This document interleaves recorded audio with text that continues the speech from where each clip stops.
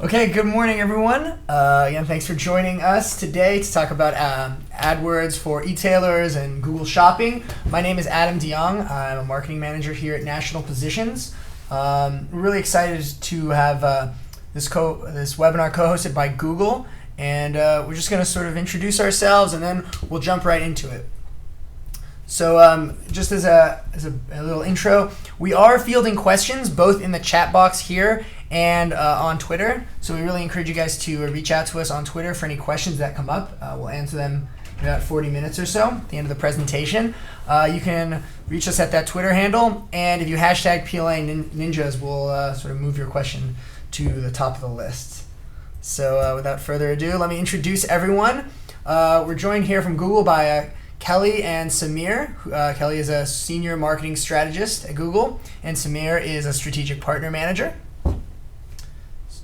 And David Yeager is our director of SEM here at National Positions, and he is the one who sort of has a lot of experience managing SEM and Google Shopping for our clients. So in this presentation, Kelly and Samir are going to be talking a lot about what's new with Google Shopping and product listing ads, what's happening in the space, and why Google as a search engine has sort of made these changes to the results. And David will be talking a lot about, from an agency's perspective, how you as a merchant can take advantage of these opportunities and what techniques you can employ to better optimize for the Google results and to drive traffic and sales. So just a little bit of information about National Positions. We're assuming a little bit of built-in knowledge about Google. It's sort of a fairly big company these days, I think. So, obviously based up in Mountain View, the search giant of the world.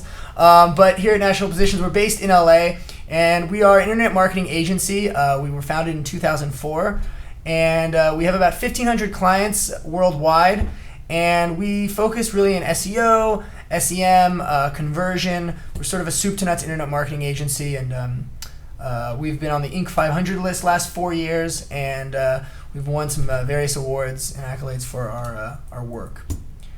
So just an overview of the presentation, we will be giving you sort of an overview of the digital world. Kelly and Samir will really talk about how digital shopping is evolving and how your customers are using the web to shop. Then David and Kelly and Samir will talk about sort of what is the overview from an e-tail perspective, where the market is and what's the marketing opportunity. And we'll also talk about the PLAs, product listing ads, what's new, why Google is sort of segmenting search in various ways. And then we'll all talk about advanced strategies for e-tailers, both on the AdWords side and the PLA side. And finally, we'll offer concluding thoughts, and we will open it up to Q&As, again, so you can ask your questions in the chat box, or we really encourage on Twitter. So without further ado, let's start by looking at the digital world, where we were in 2009. And Kelly, maybe you can talk a little bit about the evolution of digital world. Absolutely. Great. Thanks, Adam. Hey, guys, this is Kelly here from Google. I wanted to take some time today to discuss the current market landscape so we can have a better understanding of how we can really take advantage of this evolving digital world. Take, for example, as you can see here, some stats in the world of 2009. Just a few short years ago. Pretty impressive numbers, right? But we all know that technology is changing the world. But just how much? So let's look at the world in 2013. In just 3 years, the total number of users on the web has gone up 55%. YouTube is up 300% in views per day. And relevant to us, the e-commerce market is up 53%, with $224 billion spent last year. We all know that technology is changing the world, but there's new stats every day about how fast the web is growing, the new technology that helps you engage with your customer, the websites they visit, the hours that they spend on their mobile phones. What we've really found is that this truly has become a digital world. And it's no surprise that it's affected the way that our customers now shop. So in a study that Google did just last year, we discovered that nearly half of the retail sales were influenced by web research, and that customers referenced over 10 sources during their path to purchase. These ranged from blogs to banner ads to online magazines to search. And all of these toggled from desktop to smartphone to tablet. In fact, I can't tell you how many times I'm in a store looking up a product review or comparing prices on an item I'm looking to purchase to see if others recommend it or if I can get a better price online. But I don't think that story is really that unique anymore. I think all of us can relate to a time like that. And I think that consumers really have new expectations in terms of increased access to information on in-store and online and on their mobile devices. And therefore, retailers, must mold their 2013 commerce strategies to align with these pretty significant changes in consumer needs. Retailers need to start adding value to their physical and their digital shopping venues by providing consumers with a cross-channel environment on which they can research and complete a purchase through the channel of their choice. So let's look ahead here at the new path to purchase. Research shows that 89% of consumers conduct online research before making a purchase in store. The way that consumers shop today is fundamentally changing. Before the digital age, a shopping experience was really pretty different, as some of you may remember. Advertisers ran advertisements such as TV spots to introduce consumers to a new product or let us know that a big sale was happening, and that still happens to an extent. But the advertiser hoped that this stimulus would then drive the consumers to the store where they would have what we called the first moment of truth, which really references the experience of seeing the product on the shelf and deciding whether or not to purchase. This process really just assumed that the customer hadn't already made up their mind before arriving at the store. But today, that process is really pretty different. Purchase decisions are now becoming, today, a lot more calculated and highly researched. Part of this is due to the poor economy over the last few years and the need to make each dollar stretch a little bit further. But the major reason for this shift in behavior, I think, is the widespread penetration of digital devices. A shopper today might start a research process on a tablet at home at night, further the research on their work computer, or go into store to look at the product, check for other options on their phone, and then finally purchase. And customers have to expect a cohesive and multi-channel experience throughout that process. The challenge, of course, for marketers is ensuring that the proper message is being presented on appropriate device at the appropriate time. Sure. And for from an e-commerce standpoint, as Kelly's talking about, your products are, people are searching if you're selling auto supplies or medical supplies. People are using Google to search to find what they're looking for. They come with a preconceived idea of what product they're looking for, and it's about putting you in a place where they, at that zero moment of truth that she's talking about, of trying to put your products in a place where users have already made a decision at that point that that's what they're looking for and that's what they're going to buy. Exactly. Thanks, Adam. So for that exact reason, branding and presence is more important than ever before, because users are researching and referencing so many different channels before they actually make that purchase.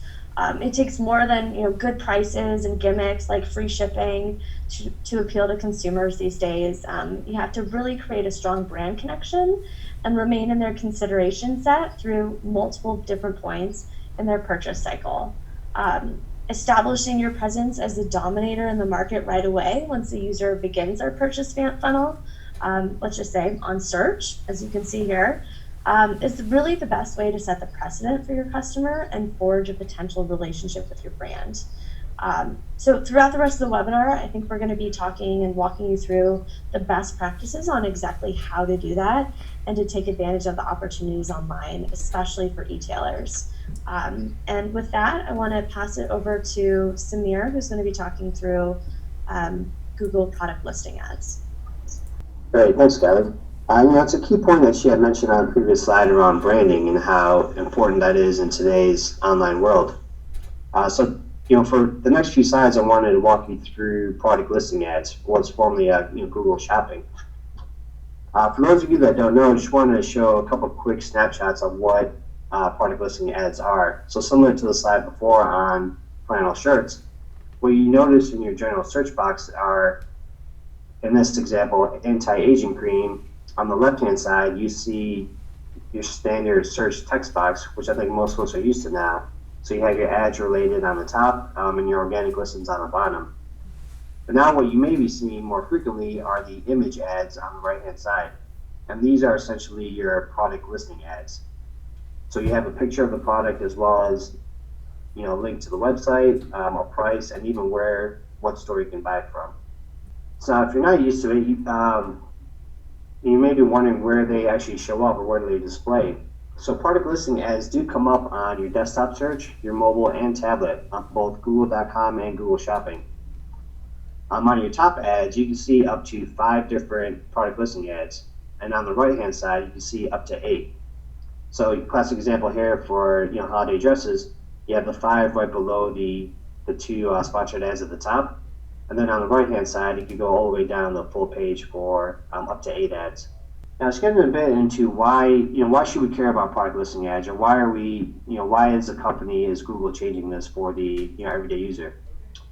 So Google Shopping has been around since November 2010, so about 2.5 years now, and we've seen significant growth. So traffic on product listing ads have grown 600% year over year globally. But in addition to increased traffic, we've seen much better conversion rates and much better metrics. So in terms of click-through rates, so the number of times a user clicks the ad when the impression shows up, we've seen 2 times the click-through rate compared to your standard text ad that we're all used to.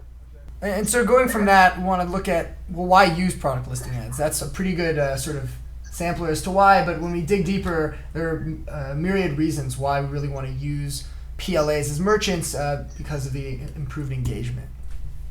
Yeah, exactly. And I briefly mentioned the click-through rates are 2 times the standard text ads, and really the rationale is your image ads are just more attractive and engaging. Naturally, when you look at the screen, your eyes are going to trend towards the more engaging format, so the image, as opposed to your standard text, which may fill up an entire page. So it also provides a lot more information in real estate. So when you have your standard text, you're limited to just a few lines of text. But with images, you can take up a little bit more space, provide a little bit more description just through that visual context on an image. Sure, and there's more of a triggered response when people can look and see there's sort of a tangible product there that they actually are visualizing as well. So in addition to just higher click-through rates, we've actually seen much higher conversion rates as well. So, the conversion, it could be you click onto a website, making a phone call, or even just doing that e-commerce purchase directly onto the site. And again, that's more, just centered around the nature of the image ad. So you're better informed and more likely to complete the sale. So whereas in a text ad, it may take you a few steps where you're clicking through the website, you may have to research the price, compare it to different brands. You get that all into that first page when you look at it. So in this classic example of Bonavita, you see the different prices as well as to where to buy it. So when you do eventually click on that and go to a website, you're much more informed. You have a lot more information than before.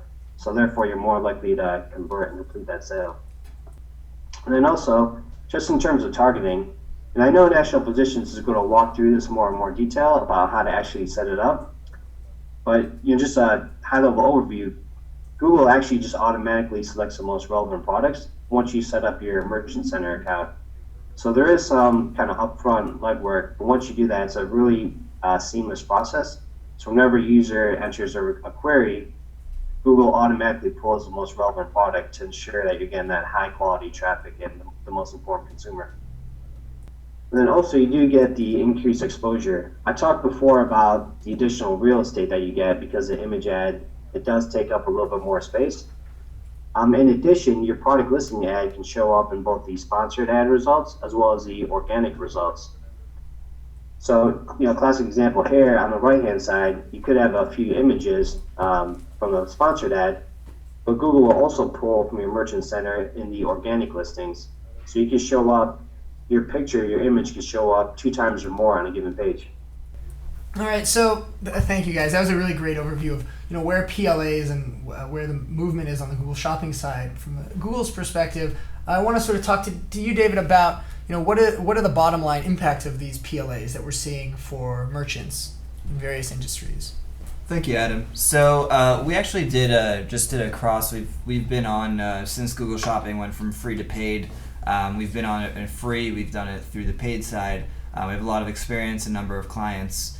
So we actually went through, just for the webinar, we went through a couple of our clients for some metrics, and we found that the CPA for PLAs on average, and again this is across all of our clients, and even including on the regular CPA includes branded conversions, which are super high. If somebody searches for for the specific brand, then they're more likely to convert.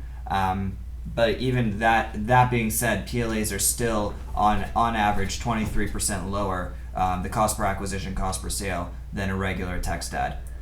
We've also found that we've had success stories like just from last year March, where PLAs were still in a beta, and you had PLAs running versus the regular free Google Shopping.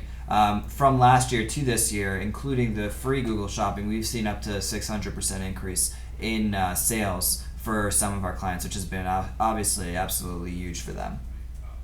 The average increase in sales is just due to Google Shopping for our clients that have been on from since the beginning. This has been about a 60% increase. And overall, what's striking is that Google Shopping or the PLAs are almost half of the overall paid sales from paid ads. So text ads, you see text ads slightly more, it's 56%. Keep in mind, most advertisers or merchants are spending quite a bit on the text ads and quite a bit less on the PLAs. So PLA is definitely a huge opportunity right now. Sure. So when we're looking at this data, there's a million ways to slice it that we've looked at it on all the key metrics, and across the board, the story is pretty consistent that the product listing ads, having that product there in the results, it's going to increase performance, optimize for conversions and ROIs, as opposed to just sort of empty clicks and clicks that are just going to cost you money but not necessarily lead to conversions. So Dave, maybe you can walk through for the merchants here on how they can really look to match the products to user queries, which is really ultimately what's getting that top placement in the results. So it's a little bit of a simplistic slide, but we've as I said, we've been in this space. We've looked a lot at understanding how Google matches up your products to what the user is searching. It's a very different game because you can't actually bid on a keyword. You're actually just saying, hey, here's my products, and Google then matches of all the different merchants. They'll go and match up the relevant ad or the relevant product to the relevant user. So basically, instead of directly bidding on the ad, you're just literally putting your products out there, and the only way to make sure you show up is matching up is optimizing your data feed. So basically, the way the shopping engines work. Google specifically, Google's got a phenomenal matching algorithm. But basically what they do is they take all the data from all these different advertisers, and they'll come and they'll look at your product title, your description, you're allowed to put custom fields in, etc. And then they take that and they match that up to the user's query, the category they categorize that user's query and they put it in. So you just have to make sure that your feed is as optimized as possible in order to gain the maximum, most relevant exposure. As a little bit of a exaggeration here for all those people that a lot of merchants we found surprisingly haven't updated their Google Shopping feeds accordingly over the years. They're not showing up. The less detailed and the less optimized your shopping feed is, the more you'll be sitting there in your empty little warehouse worrying about it. So if you're ever pensively face palmed in an empty warehouse, it might be because of Google Shopping. You're forewarned. Exactly, and the flip side is that better data feeds, more optimized, if you want to call it keyword stuffing the titles, but really just putting in really good titles and descriptions. Again, Google accepts custom fields, so you can put in shoe styles or whatever. That will get you more results and more sales.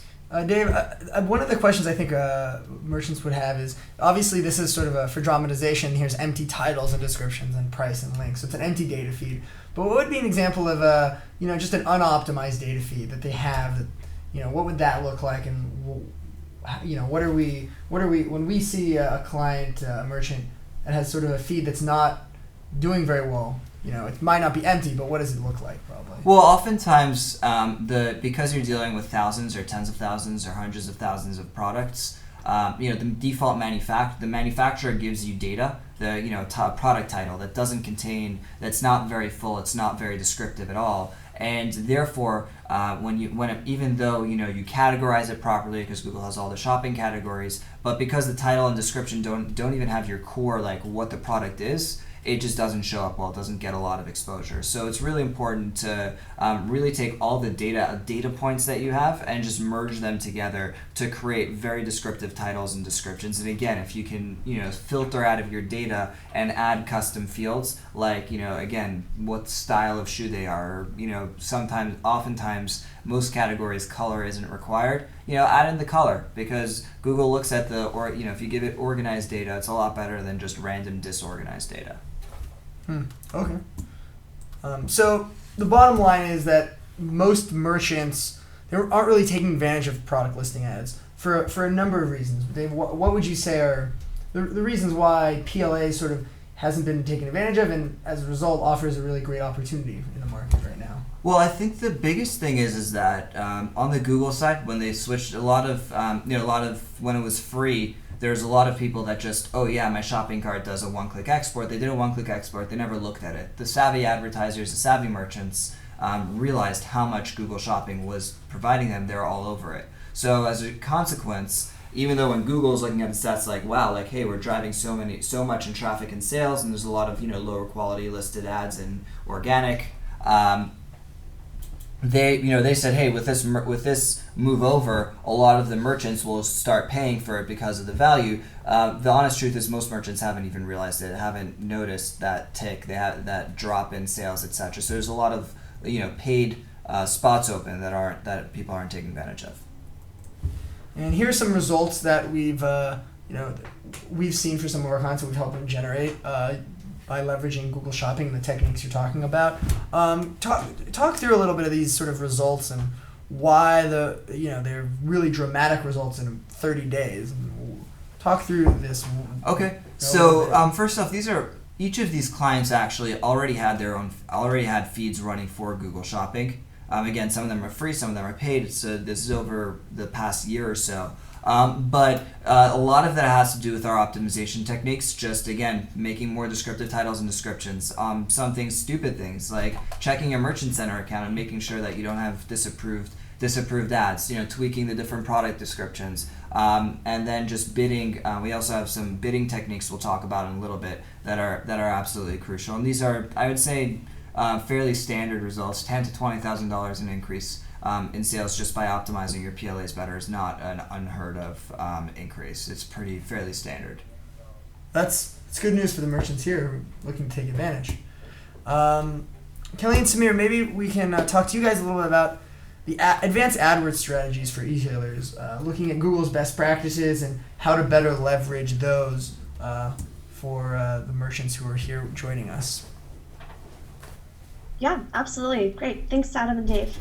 So I'd like to just lay out the landscape of not only the importance of paid search, but also how it interacts with your organic SEO efforts and opportunities with display banner advertising as well. So moving forward here. As we discussed, the average shopper references nearly 11 sources of information before they buy. However, we understand that e-commerce sales for retailers really is the paramount of importance. So we're going to focus specifically on the bottom two areas of the purchase funnel. The consideration phase, so that time that consumers and customers are really researching that product, and the purchase phase when they are ready to convert. So the obvious answer from an advertising standpoint is search. If you're not taking advantage of Google AdWords yet, you should be. We've done a study from just a few years ago documenting where a user's eyes generally fall on the page after they perform a search. So check out that heat map underlaid on the Google search results page here. Our studies show that after just 1 or 2 seconds, your eyes only really take into account the top 2 details on the page. And after 3 to 6 seconds, we see them viewing only the top 3 ads and possibly the first 2 slots in the organic searches. So what this means is it really only leaves a pretty small area of opportunity for you to really connect with your audience, users that are specifically looking for the products that you're offering. So you can see the importance of making sure you have a presence. In fact, statistics show that 71% of users expect a leading brand to be on top of the search results page, and actually 36% of users associate placement with a company prominence. So you could be actually hurting your brand by not being here. And those expectations really translate into clicks. So in an iProspect study we did just a couple years ago, we looked at the relationship between organic and paid advertising.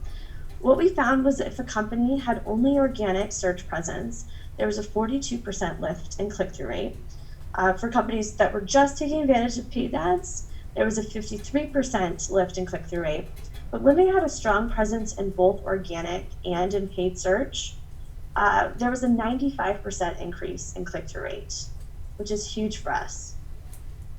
And even better, having both a paid and organic search strategy increases the likelihood for a user to convert by 73%. Compare that to the 26% likelihood with solely having an organic listing and 44% solely on paid listings on a search engine. It's clear that the combination of paid and organic produces the strongest brand lift strategy. And in keeping with viewing things holistically, if we consider Google's search page our sole intention is to really get you off Google search and on to a content page as fast as possible. So it's no surprise that over 95% of your my time is not spent performing a search. It's actually spent, reading the news or checking our email or catching up on blogs or researching something. But how can we really effectively reach, as an advertiser, our audience in a really targeted way when there's so much content that a user is browsing online? Let's talk about how we can do that. So first would be contextual targeting on Google's display network.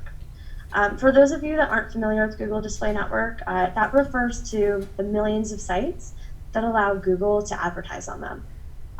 These sites can range from the New York Times to the Food Network to a local newspaper or fashion blogs, for example.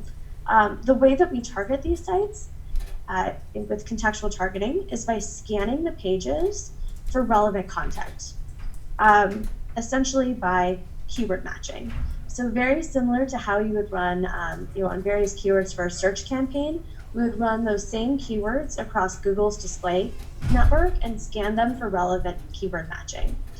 What's great about this is that we can reach a user at that moment of engagement. So if you, for example, sell LED TVs and a user is reading a comparison shopping article between your brand and another's, it's a great time to reach that user with a call to action message so they can come to your site and learn more and hopefully potentially purchase. It's really a great way to supplement organic press. And the real benefit here is that you're reaching your consumer with an engaging image ad when they're right in that research phase for another touch point for your brand. And on that same note, another great way, especially for e-tailers, to utilize the display network is using a targeting concept called remarketing, also called retargeting. Some of you guys may be familiar with this. But what it means is we can essentially create a list of users who have visited your site or maybe even put something in their shopping cart that never actually purchased, and re-engage them with the display banner ad as they surf the web immediately after in order to stay in their consideration set or remind them to make the purchase. The reason this is so effective is we all know, I'm sure you guys more than most, know a huge amount of shoppers put something in their shopping cart, I know I do, and abandon it. In fact, 88% of us do.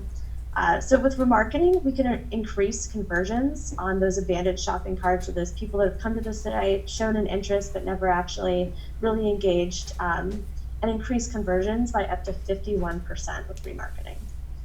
But what's more is that display drives tangible results, especially when used in tandem with a search strategy. So research has found that display supercharges your search campaigns. After seeing a display ad, let's just say, a consumer is 136% more likely to search for your brand and 140% more likely to click on an organic link because they're more familiar with your brand name. It's fit into their subconscious. There's a 52% lift in offline sales. So for those of you with brick and mortar establishments, great way to just connect with your user at another touch point, and they're much more likely to come into the store or find you guys or research you guys and look for your locations. And there's a 68% lift in web page views. But moreover, advertisers saw a 43% lift in purchases after a successful search and display strategy. So again, name of the game, we want to drive purchases, and this is the way that we can really do that in a holistic way. So finally, in your digital marketing, make sure you're taking advantage of the digital shelf. Make sure you have a brand and product coverage on search, both in SEO and in paid search across all devices. We mean laptops, desktops, tablets, mobile, you name it. We're really finding that the usage between all three of the different devices are really not that different. And maintaining a really significant share of voice on the GDN and YouTube is just going to lift that brand presence. And you'll see significant results with people researching and actually clicking on both your ads and your organic as well. And as we learned, consumers expect your brand to be in the top search results when they search. Your prominence as a brand is really dependent on that presence on search and where you rank against your peers. And finally, be smart about your advertising. Take advantage of the best advertising products for e-tailers, which we just went through. Use site links, PLAs, which Samir went through, remarketing, display, get creative with offer ads. There's a lot of great opportunities with Google advertising products. And admittedly, we understand that sometimes it can be a little bit hard to navigate.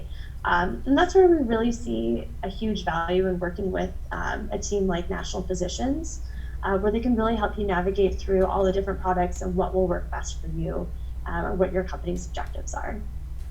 Thanks, Kelly. That was a really tremendous overview of sort of the holistic approach to internet marketing. And as she was sort of talking about, there's so many things you can do. And David, since you really specialize in sort of taking that and really building cost-effective campaigns and sort of this sort of holistic approach, talk about sort of what we call these ninja tips or strategies for AdWords, and sort of run through what you would consider sort of that second level strategy that you want to give merchants. Sure. So as Adam's mentioned, thank you. These are about a couple of quick ninja tips. There's a lot of strategy that goes beyond this, but just a couple little things that we see most merchants and advertisers don't take up. Number one is that we found that most of the time, I say probably about 70 to 80% of the time, most you using pricing in your ads. So for example, somebody searches for for a dress, the summer dress. So you want to say something like summer dress is from $88. And again, it depends if you're selling a luxury brand, if it's how quick the purchase cycle is. But for the most part, if you use pricing in your ads, it's extremely, extremely powerful. And I'm saying in the text ads. And again, it's the challenge is that you're dealing with hundreds or thousands of different product categories. So you really need to be able to if you use your data feed properly, you should be able to build out campaigns with pricing in those ads dynamically puts them in. The next thing is targeting by model number. Similar concept to the first one, where we're using the data feed, we're using the data that you have in your shopping cart to build out campaigns. is if you build out campaigns by specific model numbers, you're catching a user all the way at the end of their funnel. Now, most advertisers actually do dump in a model number campaign. What they don't do is they don't say specifics about that model number. So if there's a keyword that's a model number, pull it from your data feed, get the price, get the product name, etc., etc. And again, that's huge to just lifting that long tail, the tail end of the conversion cycle. Sure. And we mentioned long tail a lot in SEO. We mentioned on the paid side. Just quickly, what do you mean? What are the benefits of a long tail? I mean, what are the crux of it? I mean, why are we really targeting those long tail? So on the paid side, so generally what happens is, in reality, when you bid on a broader term, it generally includes your long tail term, and there's generally a lot of advertisers bidding fairly high. The advantage of the long tail terms is that you're getting a customer that's all the way at the end of that purchase cycle. They're literally at that consideration on purchase phase where they just need to figure out where to buy from. So if you can just get every little edge that you get over your competition in ad copy at that stage is absolutely huge. It's just easy money. Mm-hmm. Great. So just a couple, I'll go through a couple more things. Number 3 is Google just started changing where they've added the ability to not just hit, where you don't have to just use the API to do stuff. You can actually, within AdWords, you can use AdWords scripts to do simple things like just changing bids, up to param 2 is one of those secret things that some of the advanced advertisers use, which you're allowed to put in dynamic parameters that constantly change. So for example, pricing is something that's commonly used.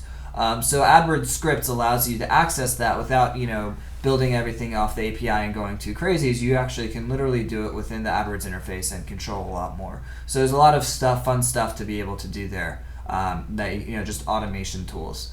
The next thing is remarketing. As Kelly has said, it's a huge opportunity. Just a couple of little things about the techniques in remarketing. So first of all, recently Google has changed the system, so you can actually use your Google Analytics tag. You can actually have that be the remarketing tag as well. It allows you to use a lot of rule-based analytics targeting. Instead of putting a separate cookie for every single thing that you want to do, you can now actually use your analytics URL and create, if somebody hits this category, I want to show them this ad, and etc., etc. The next thing, and that being said, the next piece is category targeting, which is very powerful. We found that a lot of people will just bucket out like, okay, who's an abandoned cart user? Let me just retarget them with an ad. Or who came to my site and did purchase, let me target them with a different ad, and that's 2 different ads. Actually displaying more relevant content like categories, product categories, and product category specific information is very powerful. It lifts the conversion rates and decreases cost per sale, etc. And then the last thing is that Google now has in beta dynamic display ad targeting, which allows you to actually, if somebody comes to your product page, you can actually show them that specific product with an image, the price, and a link to that specific product, which is again fairly powerful. Great. So that was a really nice sort of point by point on the AdWords side. Looking at PLAs, which is where maybe a lot of the people sort of attending, a lot of e-tail merchants out there, because it's new, because it's now a new paid marketplace, they might not be implementing these. So talk a little bit, what are the ninja tips for on the PLA side of things? Sure. So basically, the first thing, as we've discussed, really, from the beginning, optimized data is absolutely required. You really have to spend time automating that work. It's a lot of work. We understand that. We do a lot of that internally. We use data management We have a data management platform that we use to really optimize the data. But you absolutely have to optimize your data. Number 1. Number 2 is product by product segmentation, and this is in AdWords. It kind of ties into our point number 4, which is bid optimization by product. It's extremely powerful to basically, Google, although it's nice that Google does the targeting by product for you, oftentimes you want to take that control back, and you want to be able to own which products show up for which search queries, being able to bid by product so that you hit your target CPA, ROAS, and margin goals, etc. So it's very important to not only optimize your data feed from the merchant side, from the Google merchant side, but in AdWords you should create a target for every single product and bid on those products separately so you have a better understanding, but a little bit more control to hit your own revenue targets. The next thing is Google has, we've noticed in a bunch of our accounts where they can actually import from, let's say, Nextag for you. That's very nice of them. The problem is that Nextag minimum bids are way higher. The minimums are about 25 to 30 cents, and depending on the category, it can go a lot higher. Well, with Google Shopping, you can actually pay a lot less for it. So we don't recommend importing from other engines. Just create the Google Shopping feed specifically. Again, we recommend optimizing the data, custom fields, etc., so you can rank better, and then the product segmentation. And that leads us to the next thing, which is what we call the 1 cent bid strategy. Google basically, if you're not bidding in the paid side for Google Shopping, you won't show up at all, or you'll show up very rarely. You'll show up sometimes, but most of the time you won't show up.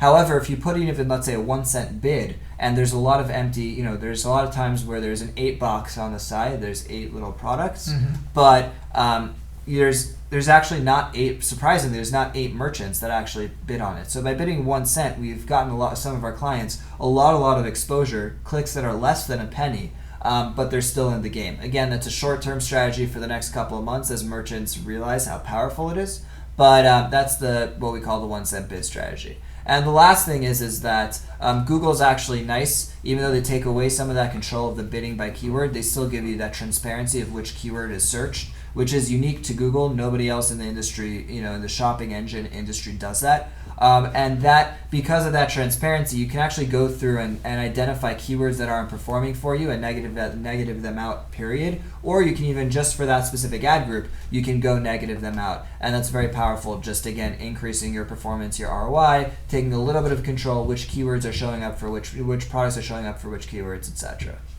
Ooh, well, that was like a nice. Thanks, David. That was a great overview of everything we should be doing as merchants to really optimize for ROI. We've come to sort of the end of the presentation. We hope it's been. Hope you enjoyed it. Hope you found it helpful. Concluding thoughts, David. Maybe what are your sort of the last takeaways you want to give merchants as they're looking to optimize for Google Shopping and their PLAs? I guess that's a broad question. From my end, from the agency side, it definitely, AdWords is definitely getting more competitive. It's not getting less competitive. So it's really powerful. It's a way to drive a tremendous amount of sales, but you should be doing it smart. Use every single tactic that you have, really techniques to increase performance, because that's going to be the difference between a failed campaign versus a successful one. Yeah, most definitely. Kelly and Samir, from a Google standpoint, what would the sort of concluding thoughts you guys have on PLAs, where Google search is going with product listing, and what merchants should be thinking of to start thinking like Google, and from your perspective? Sure, and I could start. Yeah, I think Adam and David really hit it on just how early we are on the PLA process. So although the product's been around for 2.5 years, I think really that switch from the free model to the paid model has really, it's really changed a lot. And so a lot of merchants just aren't familiar with this concept or are just not on it right now. So the fact that you can get, extremely high-performing clicks or high-performing leads, better conversion rates at a much lower cost than before, really speaks volumes on how powerful this tool is. And I think the example you guys showed before with the 4 different industries also kind of speaks to your expertise in navigating this product. Yeah, agreed. I'd say now is the time to get on. Search has, while it's still very effective, has become oftentimes somewhat saturated.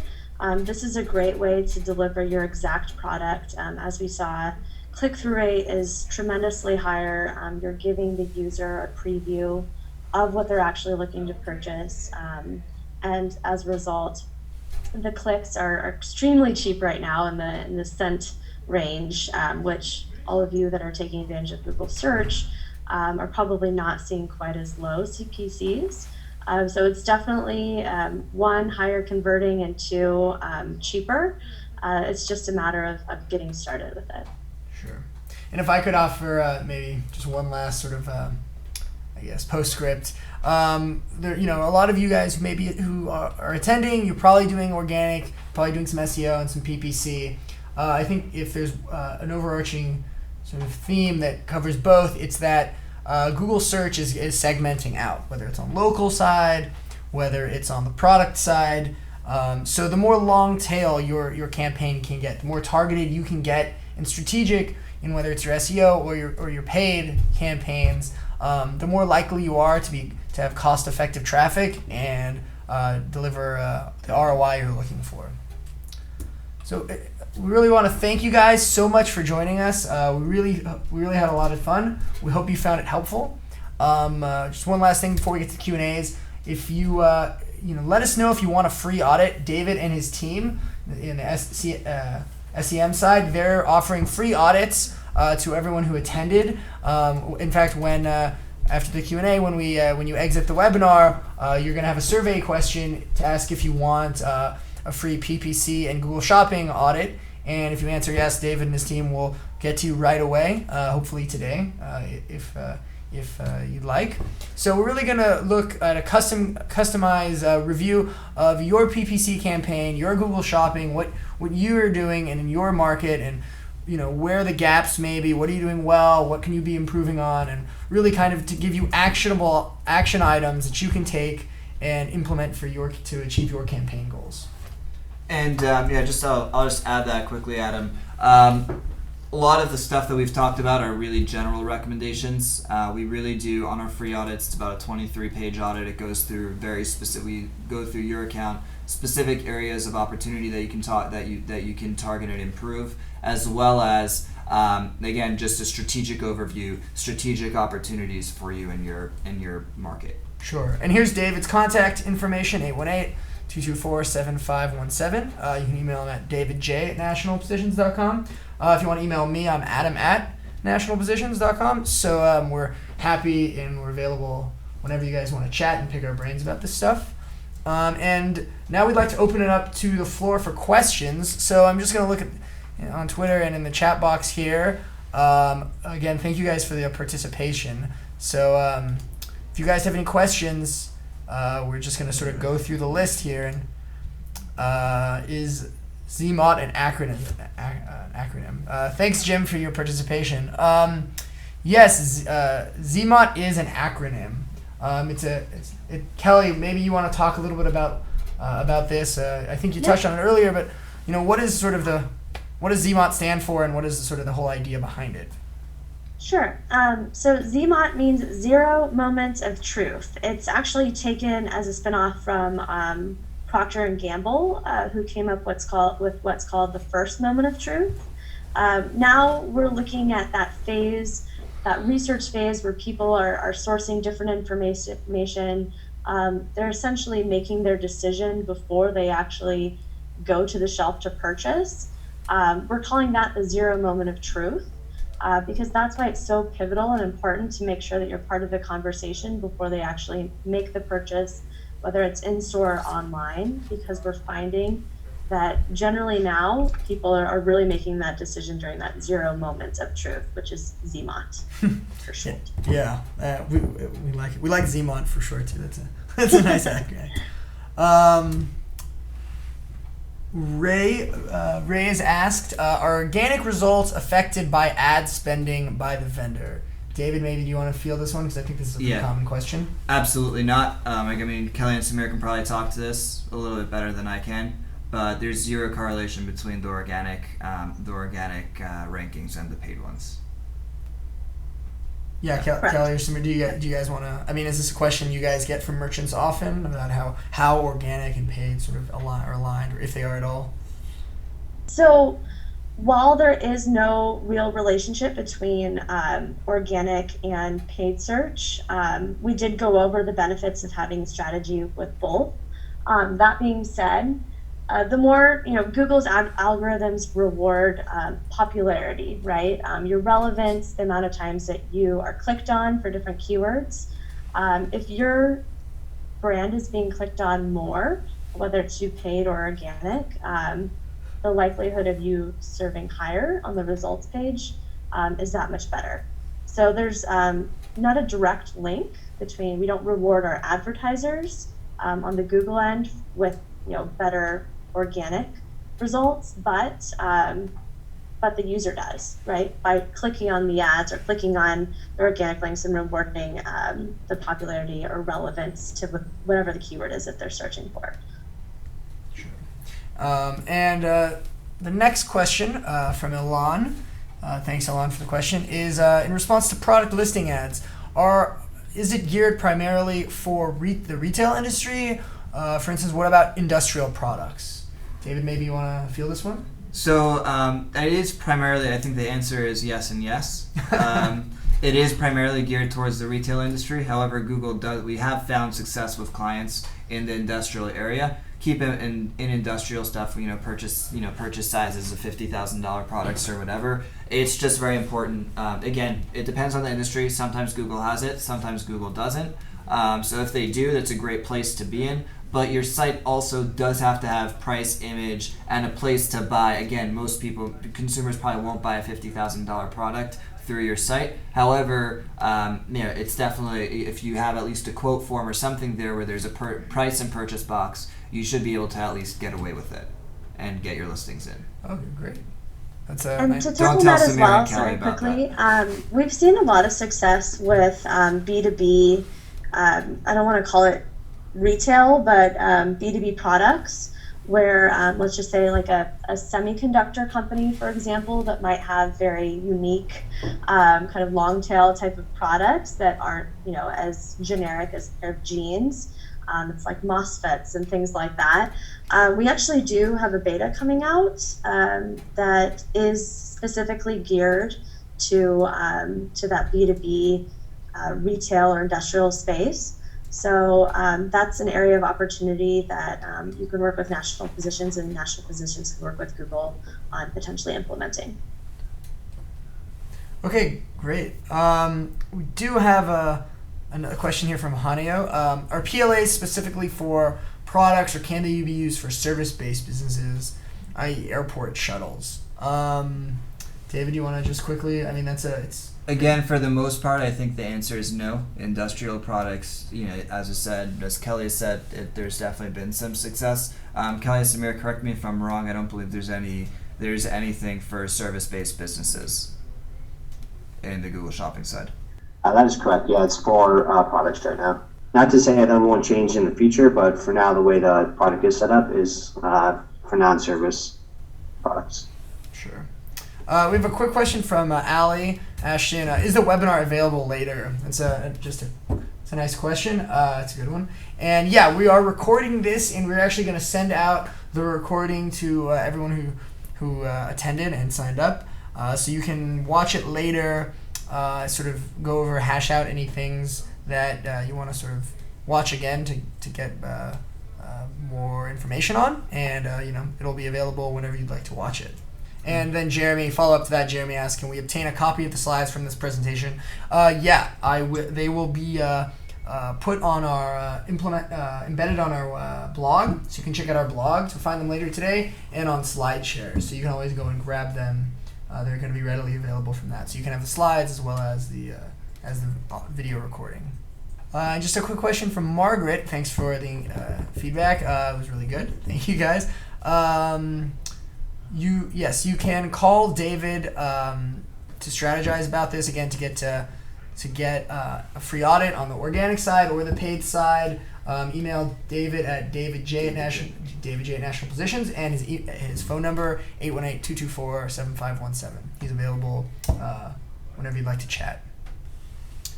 Jim Taylor has another question. Do you have to be on the larger e-commerce sites like Amazon to make this work? That's a great question. I'll field that, and then Samir and Kelly, if you guys want to jump in on this as well.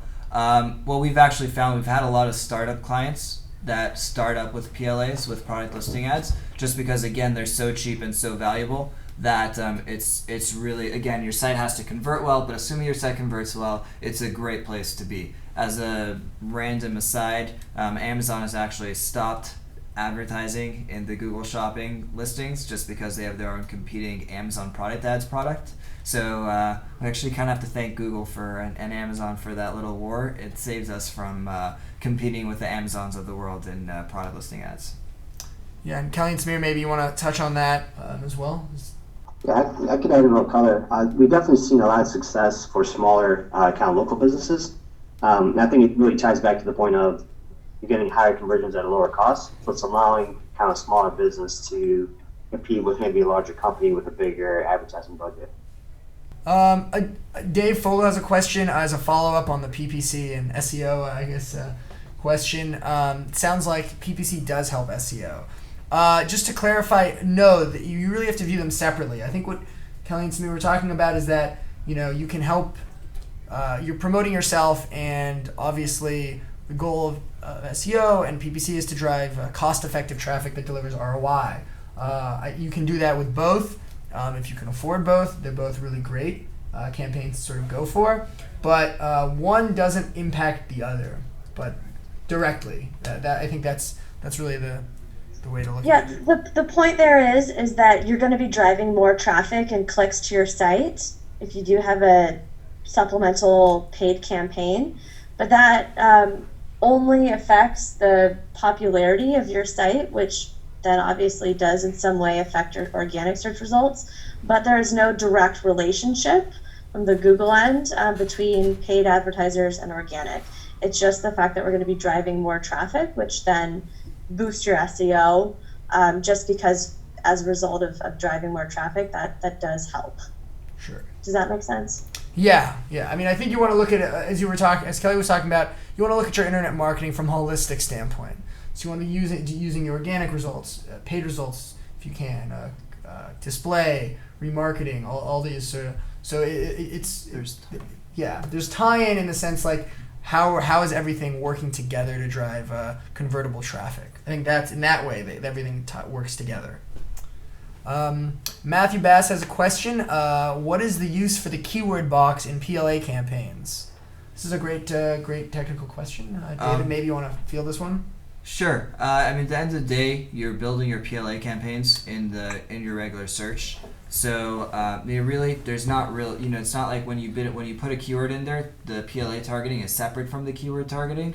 However, under the keywords, if you hit select all, view the keywords that it actually matched up to, you can actually see the keywords that you're showing up for. However, a PLA PLA ad will have its own targeting plus its own ad. And again, Kelly, Samir, if you guys want to add on to that.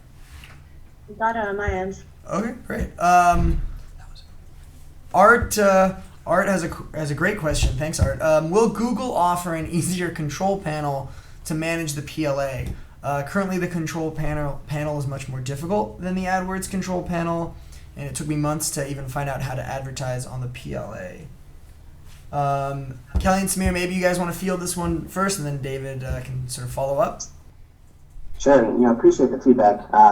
We definitely do listen to our end users and our partners that use this product. So any feedback you give, whether it's through this method or just online, we'll definitely pass up to our product managers. But I can't speak at this point right now on any upcoming changes. Okay, and again, this is one of the things maybe we can help with. If you speak to David or someone here, we can sort of talk you through the sort of how to use the panel and how to use the platform, since it is new and it might just take some getting used to. We can definitely sort of show you the ropes and kind of help you optimize for that. So Alan has a good question, and I feel like this is a question a lot of merchants are probably asking themselves. His question is, we're an online florist. It's a very, very competitive industry. Would the strategies you've talked about today work as well in such a competitive industry? David, what would you say to that? Yeah, I mean, it definitely, again, the cost per acquisition is a lot lower. So the florist industry is a little bit unique just because, again, basically it's when Google decides that you have e-commerce or purchase intent that they match you up to a retail product box. So not all searches get a Google Shopping specifically in the florist industry, from our experience, not always will will there be retail listings. However, a lot of times there will be. And as we said, the cost per acquisition is a lot lower, so it could be a very good angle and opportunity. Sure. And just to follow up, I think another thing to remember is whether you have an e-commerce site where you're doing branded products or you have a lead gen site and you're looking to do PPC, the spirit of what we're talking about is important. You really need to internalize the techniques that David was talking about, the implementation changes for AdWords or PLA specifically. But the idea of targeting, really optimizing for conversions and ROI and that long tail clicks is really something we want to internalize and we really promote and sort of focus on relentlessly. Mm-hmm. So there's always ways to optimize your campaign. So again, you can talk to us about the strategies that might be best for you. But before you even look at the specific techniques, you really want to look at it from that perspective. Jeremy asks, what is the address for the blog? Great question. It's nationalpositions.com /blog. And you can find a lot of our latest, we post at least daily on the latest things going on in online marketing and tips and how-to guides. So we really recommend you guys check that out for more information. And I think we really appreciate all the questions, but we're going to call it there. Again, thank you guys so much for your participation. We really appreciate it. We had a lot of fun talking about this stuff. We really geek out on this. And again, if you have any more questions, please contact David or myself. We're always available. And I really want to especially thank Kelly and Samir for taking time and providing a lot of tremendous insight from Google's perspective. A lot of times, as an agency or merchants, we're not really sure what's going on or what the thinking is from inside the Google headquarters. So thank you guys so much for attending and joining us. Thanks for having us, guys. It was fun. Yeah, thanks everybody. Okay, guys. Well, have a great rest of the week, and we'll speak to you guys shortly. Take care. Bye.